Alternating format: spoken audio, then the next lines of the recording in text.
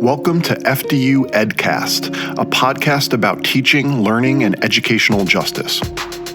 My name is Brian Mooney, and I'm an assistant professor of education in the San Martino School of Education at Fairleigh Dickinson University. As your host, I'll be facilitating conversations with all kinds of people, including teacher educators, scholars, authors, alumni, community members, and young people. Together, we'll explore the intersections of teaching, learning, social justice, and so much more. Let's jump into the conversation.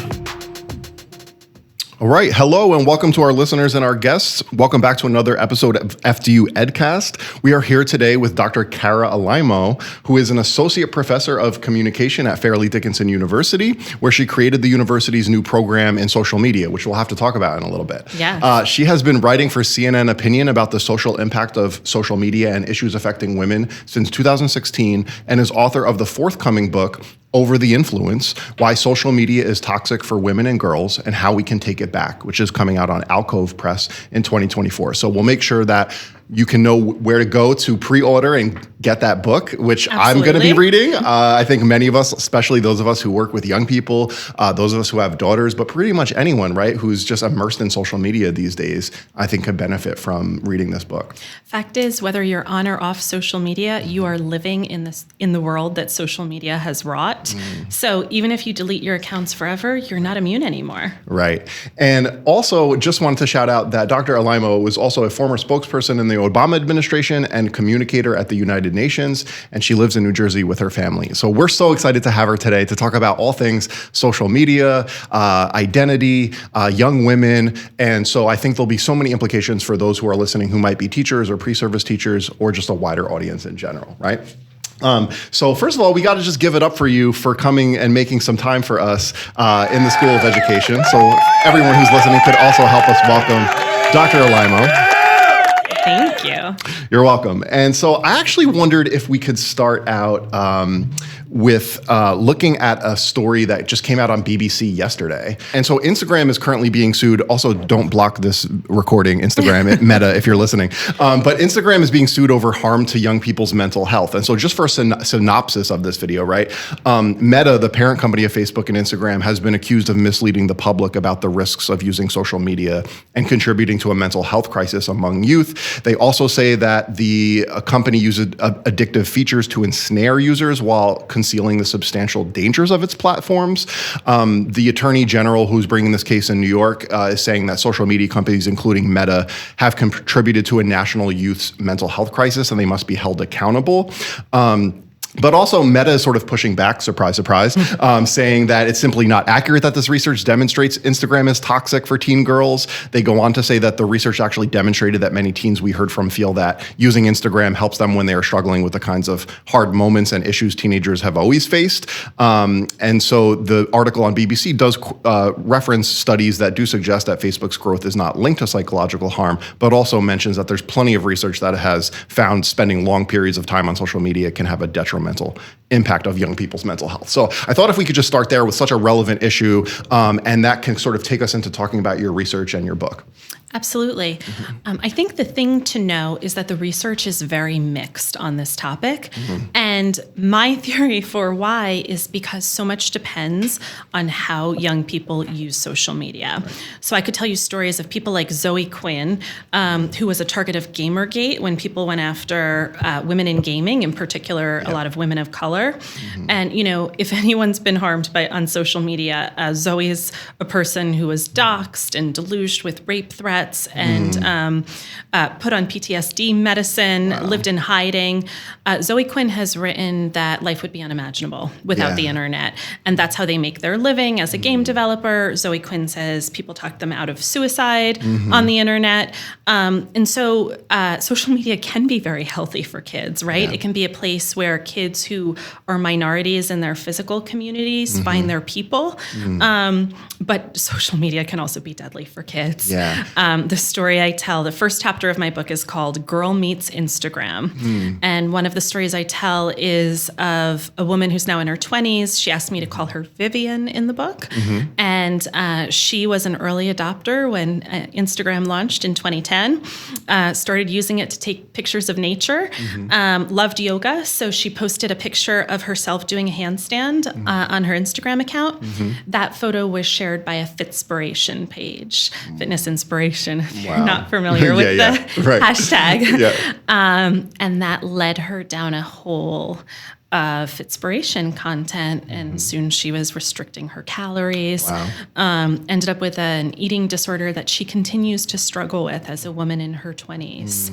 And so, social media is a place where teens can find healthy communities and advocate for climate justice. And it is a place where they can find content about body image and Fitspiration and feel terrible about themselves. And I do believe it can contribute to depression and suicide. And so a big message of mine in my book for parents is that we have to help our kids get it right. Yeah. And I grapple with that often, right? Are like the benefits, the powerful ways that social media can mobilize young people around issues related to justice, educational justice, climate justice, et cetera. And then those very real harmful negative effects that we are documented, right? And so I also think about, I like how you contextualize this issue within the context and framework of a patriarchal society, right? And the misogyny and the violence that we see now moving online, right? Where you don't even have to, as a young woman in particular, exit your house to experience some of this. So I wondered if you could just talk a little bit about that dynamic. And maybe we can even bring in folks like, I know Bell Hooks has written often about, feminist issues related to media and culture and identity. Yeah. So I think that there's all sorts of new sexual crimes that the internet and social media has enabled. I think that we have no clue how dangerous dating apps are. Columbia Journalism Investigations did what they called a non-scientific study. They interviewed 1,500 women who'd used dating apps over the previous 15 years. 31% of them said they had been sexually assaulted by someone they met through a dating site. That's a huge number. If that number is anywhere close to accurate, I do not want my daughters ever on one of these sites. Yes. But there's really no reliable statistics on how many sexual assaults are tied to dating apps. I think that's something that has to change. And law enforcement should be collecting these numbers so we could look at that. Another big thing is sextortion. So someone will get hold of a racy image of a woman. Maybe they'll take it surreptitiously. Maybe they'll send you malware. They'll send you a link. You click on it because it looks legit. Now they've put malware on your computer. They're operating the camera of your computer, and they're recording images of you getting undressed at night.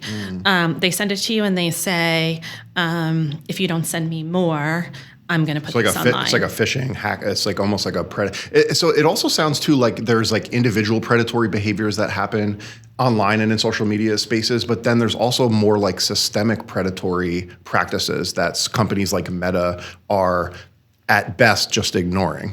Yeah, there's both. So now there's criminal groups, right, who catfish women from Cambodia. And, a lot of the people who are doing this are men who are being held as slaves themselves, right? It's men who are lured to Cambodia from China with the promise of a lucrative job and then held basically as a slave and forced to catfish women, right? And to establish emotional relationships, pretend to be their boyfriend, get them to share a racy image, and then the blackmail starts. Right. And so there's all of these predators and criminal syndicates who are taking advantage of these opportunities.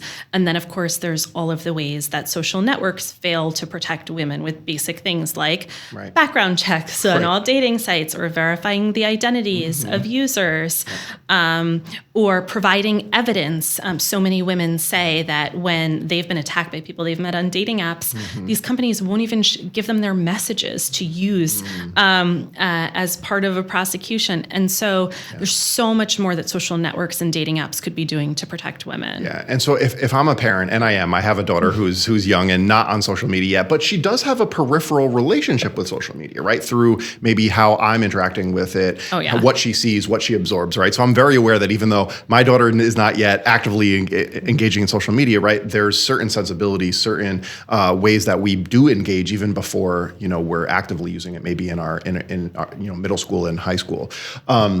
And if I'm a parent listening, or I'm a teacher, or I'm someone who works with and mentors and cares about young people, maybe I'm a school principal, I'm here listening to this, and I'm like, no devices, let's ban them all, lock them up. And actually, I know some school districts are doing that. And so at some point, I'd love to get to, do you think that's the best approach, or do we need to find a way to engage in more healthy relationships with our devices and with social media, which we can get to. But to back up for a second, I know that one of the premises of your book is that social media is really affecting our relationships, parenting, we mentioned, physical and mental well-being, which is a huge focus for schools in particular right now on social emotional learning, but especially for women, girls, and non-binary people. So, I wondered, thinking about that, if you could speak to that, how might a better understanding of these issues that you raise in your book, influence the way we may approach things like social emotional learning in school, or just how we think more broadly about the wellness of young people in the digital world?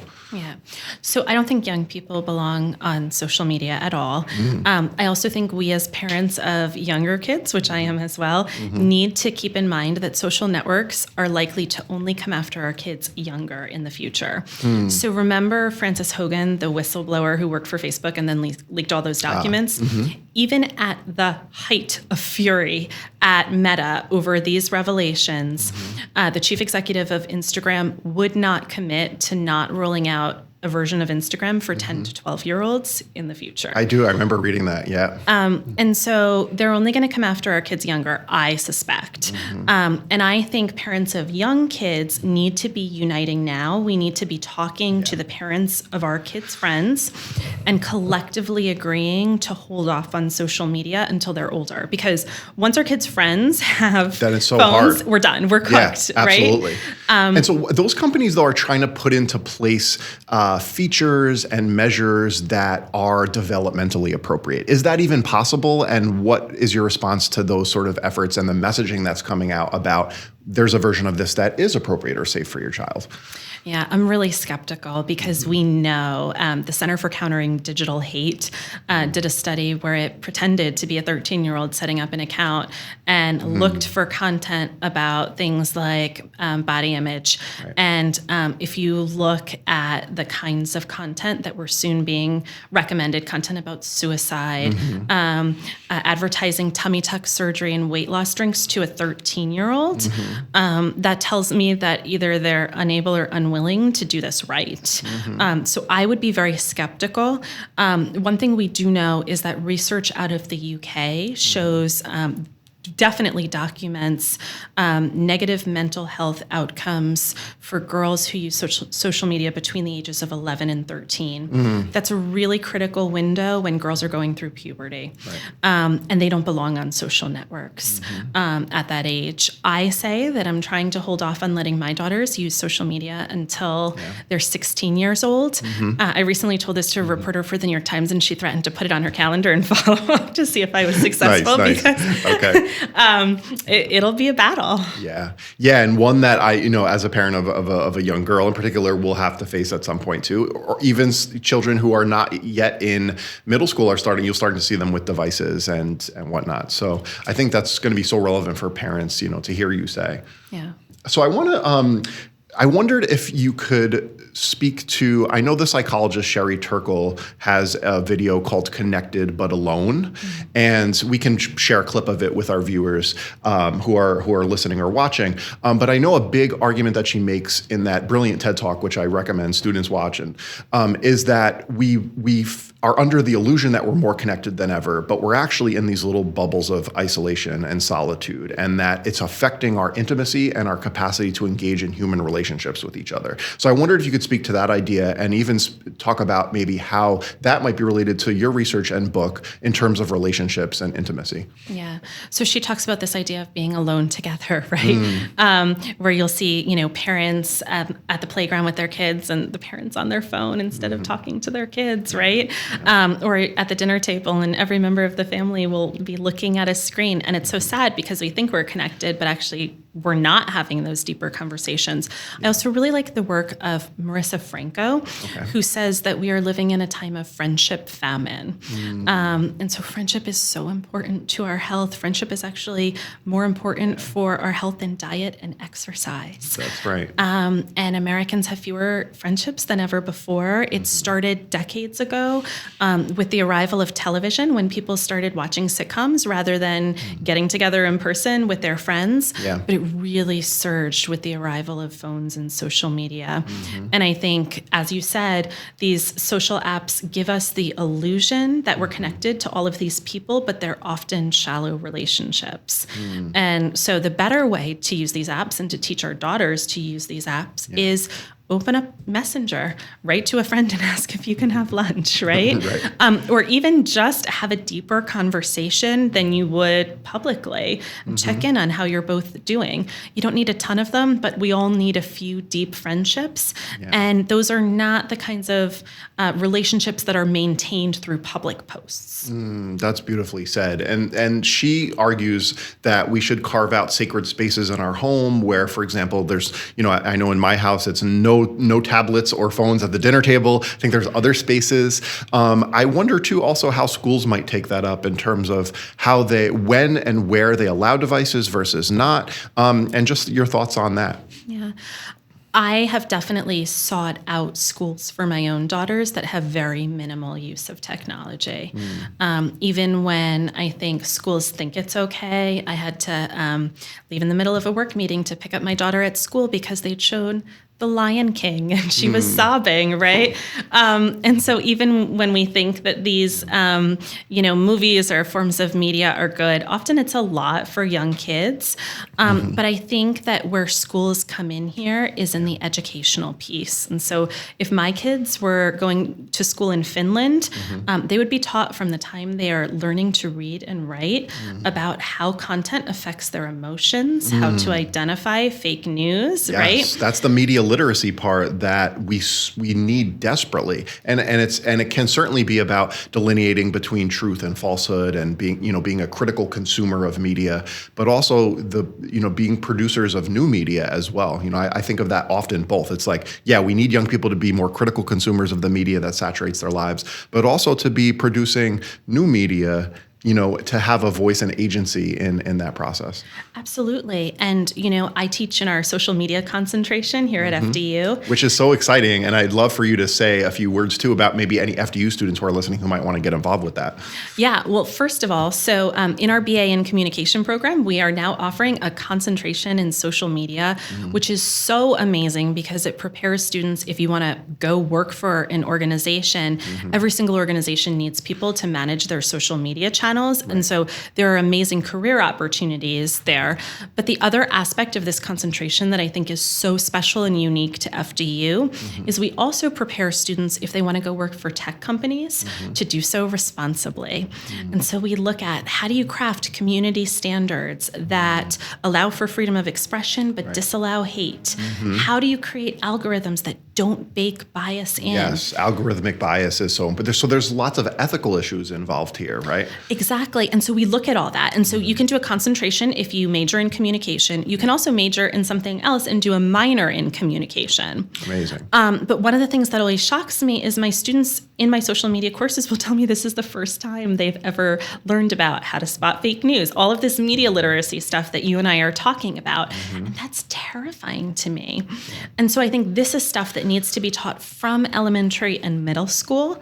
And then the other thing we know is that kids who grow up in affluent areas tend to learn these things from their parents and teachers, and kids who grow up in less affluent areas are less likely to be exposed to these kinds of curricula, and that is so unacceptable. Yeah, to have to figure it out on your own, right? We definitely need mentors, social media mentors, I think, right, who have healthy relationships, who are able to instill those sorts of critical dispositions in young people with how to spot fake news. But I also think that's sort of the surface. When people talk about critical, media literacy, and we'll cite some of the sources for listeners in the description, is that that's where it begins and ends. But I think your focus on social media and my background with literacy, it goes so far beyond just spotting fake news. Yeah, it's also thinking about what are these apps doing to our society, right? What is the impact of the filter bubbles that we live in now, where we're now only exposed to news that algorithms think we will like. Yeah. So we don't even get to hear the other side's perspective. It's the echo chamber, right? I mean, I noticed it back when Twitter first started, which I guess now is X, but no one calls it X. Exactly. Which was you curate this list of followers, And it can get so fine-tuned that you're not getting other perspectives. Exactly. And I think that's still true today, probably, 11 years after Sherry Turkle's video and all the relevance that she said. Oh, if anything, I think things have gotten worse. But I think there's all of these amazing teachers out there who can teach this. Yeah. The other aspect is that we live in a climate where teachers feel like they're coming under fire if they veer off their curriculum. Yeah, that's true. And that's why I think we need mandates for all children to receive high quality curricula on these topics in schools. So it's not just a matter of whether you're affluent or whether your teacher feels comfortable going for it. Right, absolutely. And I mean, the pandemic highlighted some of the technological divides in ways that were striking, right? And that they don't go away because, COVID has moved into another phase, right? So, but I think seeing those digital divides emphasizes that point that you just made about this kind of media literacy around social media and other forms of media that young people are consuming is for everyone, right? We need that across the board. And we know that there are school districts in particular that have been historically under-resourced. And I think it's especially important when, a group of students has not gotten the resources that, say affluent suburban school districts have had, that we make reparations for that, in very real ways. Yeah, absolutely. So because we're talking about community and we're talking about intimacy, and I think there's also something to say here about identity and just what it means to be in communion with each other. I wanted to bring in Bell Hooks, who's a feminist theorist who has inspired me in my work in education. And I think she offers us something really interesting that connects with your book, Kara. So two quotes. One is from her book, All About Love from 1999. And she says, many of us seek community solely to escape the fear of being alone. And knowing how to be solitary is central to the art of loving. She goes on to say, when we can be alone, we can be with others without using them as a means of escape.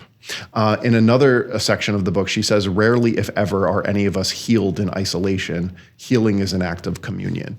So I wondered if you could speak to what she raises and also Sherry Turkle about, this idea of social media sort of helping us to escape from ourselves in some ways and what to do about it. I think that's so powerful. So I talk about this in the first chapter of my book where I talk about teen girls.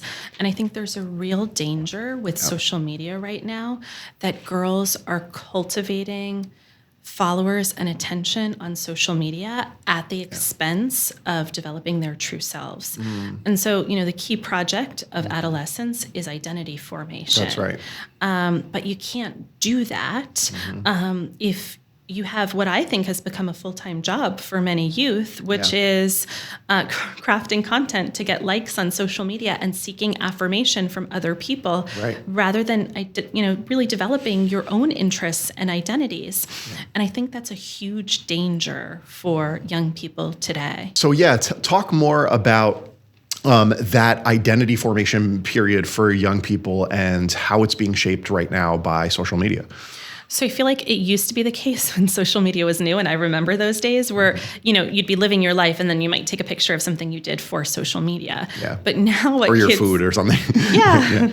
But now what kids do is they arrange their lives so that they can get the right shots for social media, right? And so they're constantly thinking about, how do I curate content that will get attention?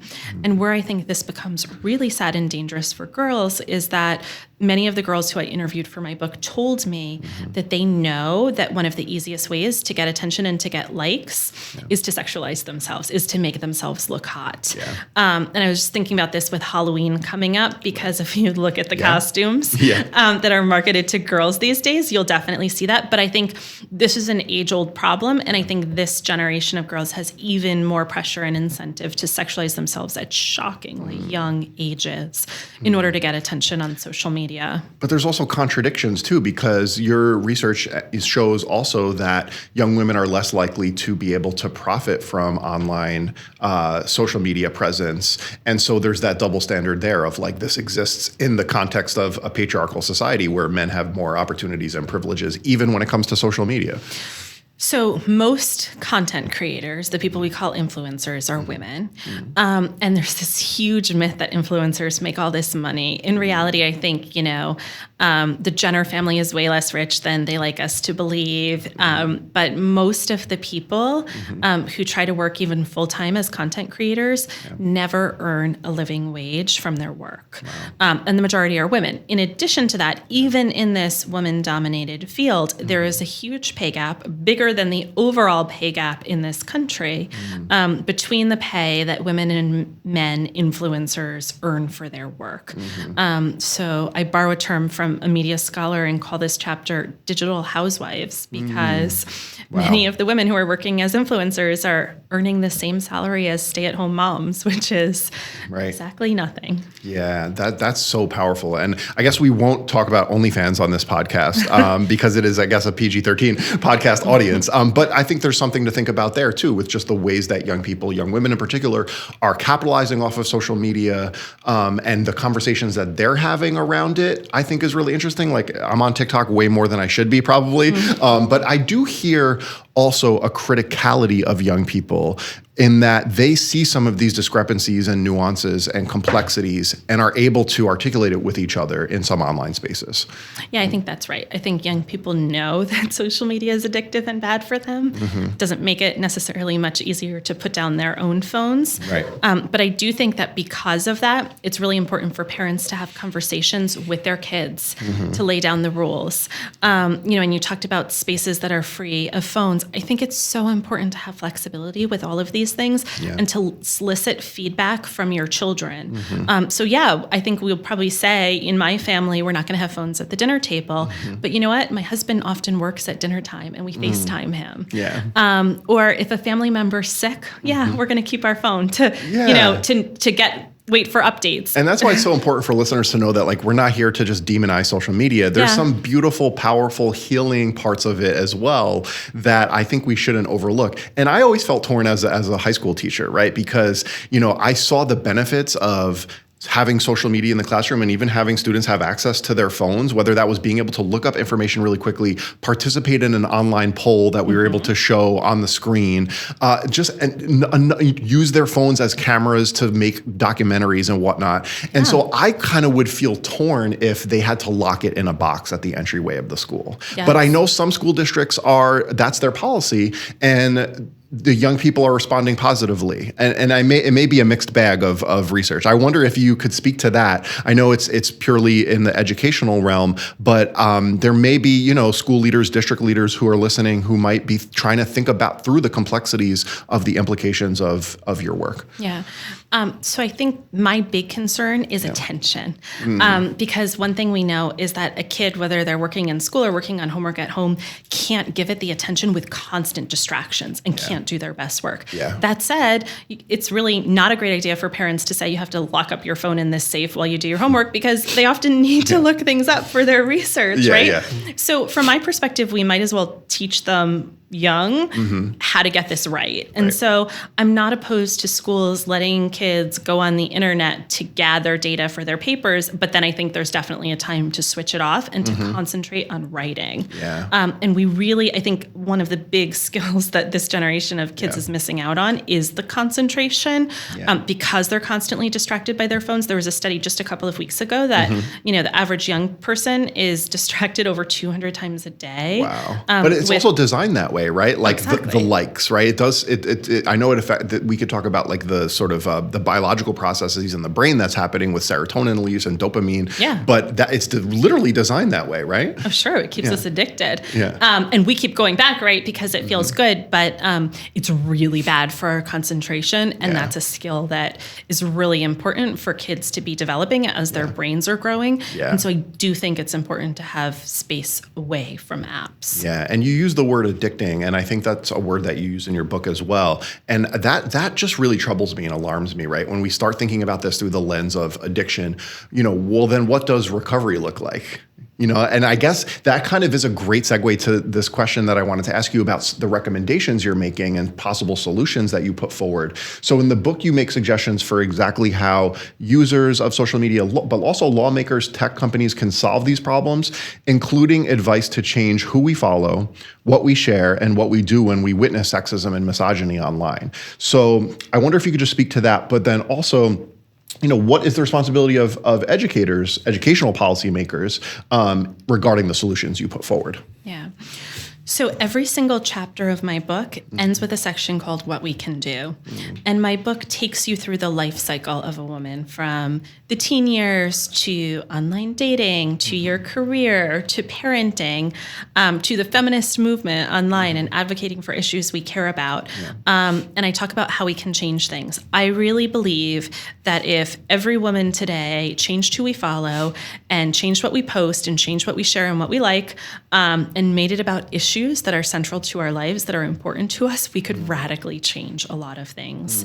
And so it really bothers me when people say social media is a toxic place, just don't use it, right? Because this is an incredibly powerful tool for us.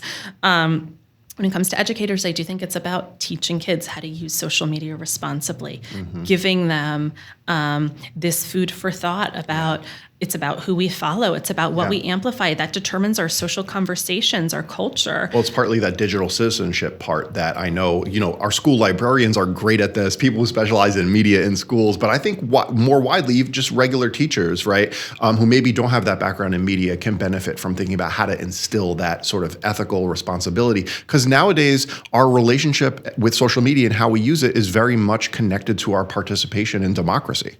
Yeah, one of the things that I'm about to make live on my website, which is Alaimo.com, KARAALAIMO.com. We'll link in the description. Thank you.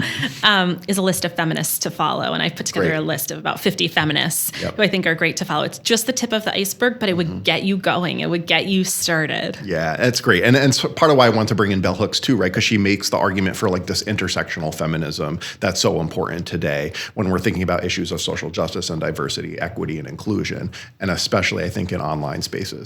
Oh my goodness. So the women who are hardest hit by the problems I write about are women who are Muslim, who are trans, who are Latina, who are Black.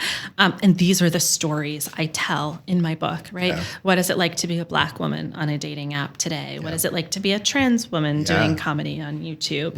And so I worked hard to make this an intersectional book that really brings very diverse stories of women of every age and race and sexual identity into this conversation. Yeah, and I love that there's a very explicit, clear focus on young women and how this affects young women, but you also include non-binary people, right? And we can think of the gender spectrum and complicate it and unessentialize it essentially, right?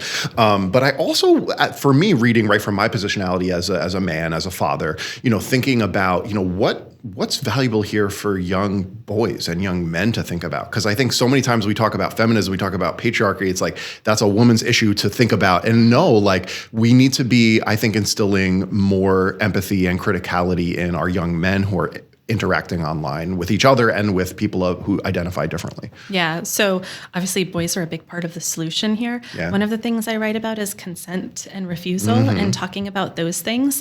Yeah. One of the things we know is that so many kids of all genders, by the way, are learning about sex from porn online right now at really young ages. Yep. And it's so important for parents to just remind kids that what they're seeing is not an educational industry, it's an entertainment industry. And to talk about these things with their boys. Sexting is just normal for the kids who I interviewed for my book.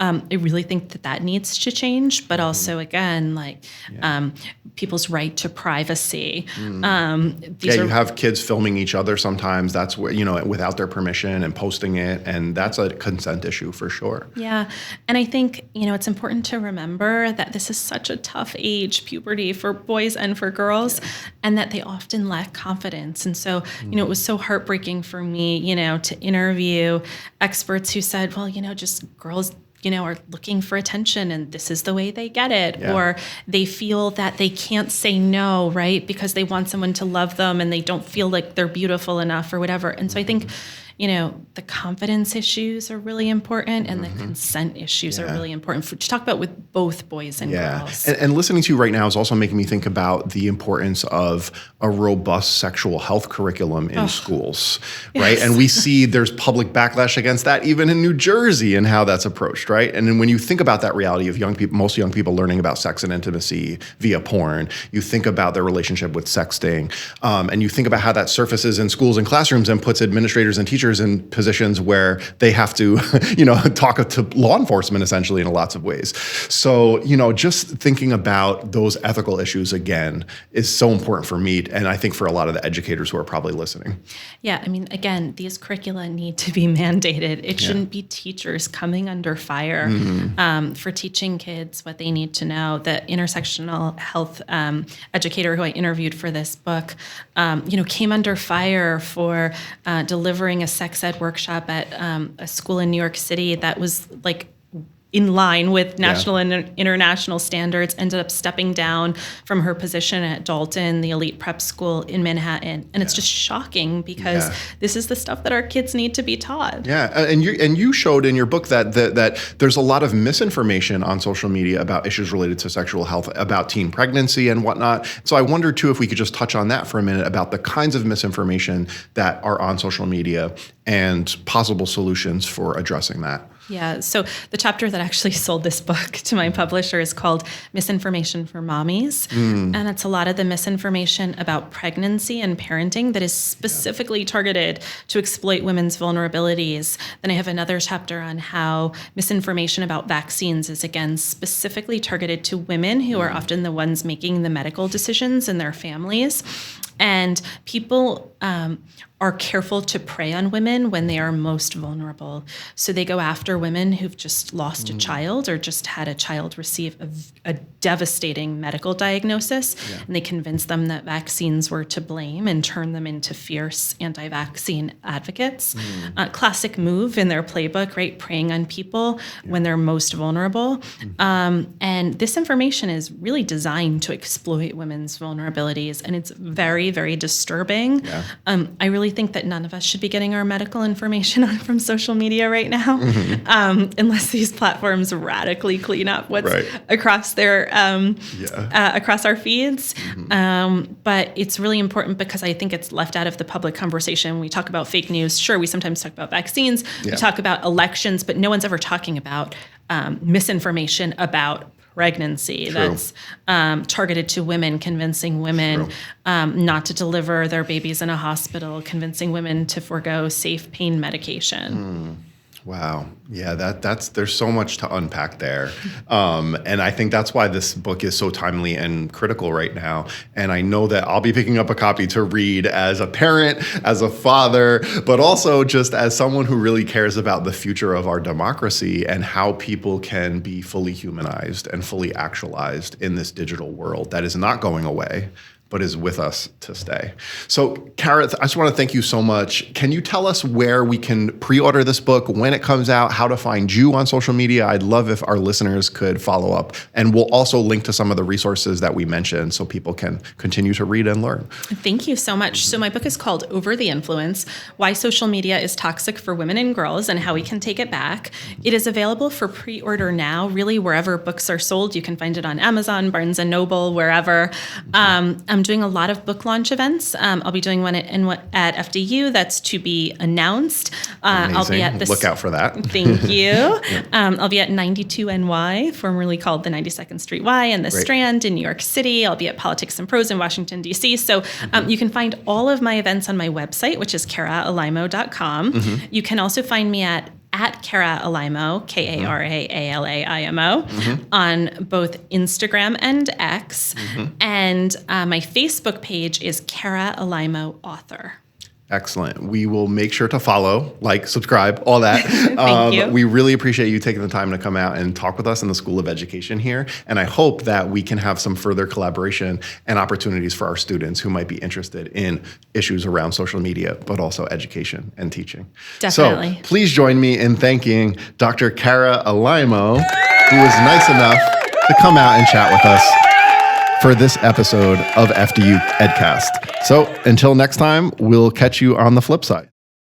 And that concludes this episode of FDU Edcast. We hope you enjoyed it. If you liked this episode, please leave a review on Apple Podcasts and subscribe. We might even select your review to read during our next episode and give away a free book from one of our guests. Tune in to find out and keep an eye out for upcoming episodes on our social media, the web, and anywhere you listen to podcasts. You can follow the FDU School of Education on Instagram at FDU_SOE. FDU Edcast is recorded on-site at Fairleigh Dickinson University and globally on the web. The show is executive produced by Alan Debren, Director of Instructional Technology Development, with support from faculty, staff, and students at the FDU School of Ed.